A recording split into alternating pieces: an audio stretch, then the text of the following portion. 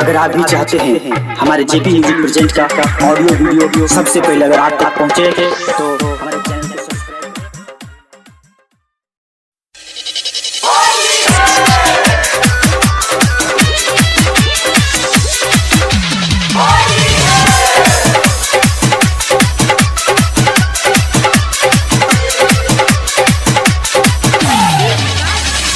बहरा में बहसल बारी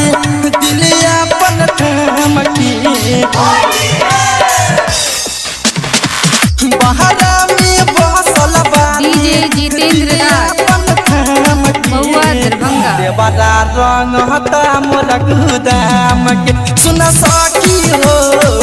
देवरा रंग हता मोर सामान के सुन सखी हो देवरा रंग हता मोर गुदाम की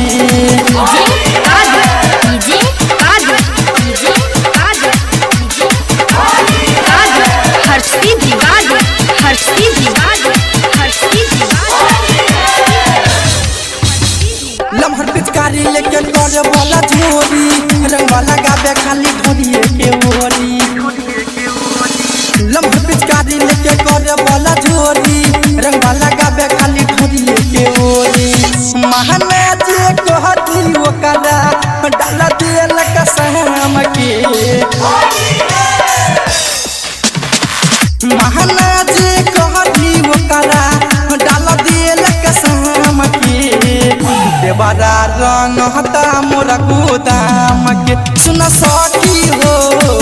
देवरा रंग हता मोर सामान के सुन सखी हो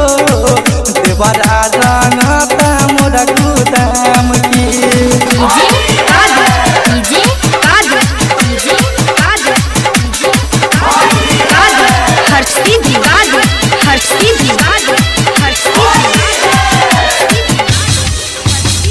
मरद के जात होला करे लटर फटर डालेला रंग चोली करे लसर फसर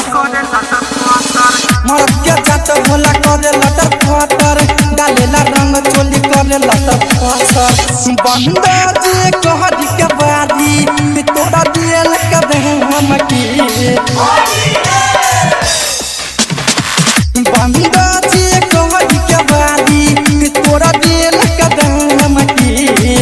देवरे रंग हता मोर गुदाम के सुन सखी हो देवरे रंग हता मोर सामान के सुन सखी हो देवरे रंग हता मोर गुदाम के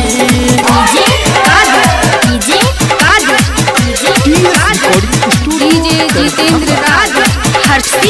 महुआ दरभंगा पहला डाले तो भौजी हो हारा मुकेश्वरी ले नहीं मिलिए दोबारा पहला डाले तो भौजी हो हारा पवन सुबोध नहीं मिलिए दोबारा सोहनो दर भंगिया सैया नहीं खेत तोरा काम की सोहनो दर भंगिया सैया नहीं खेत तोरा काम की देवरे रंग हता मोर गुदाम के सुन सखी हो देवरे रंग हता मोर सामान के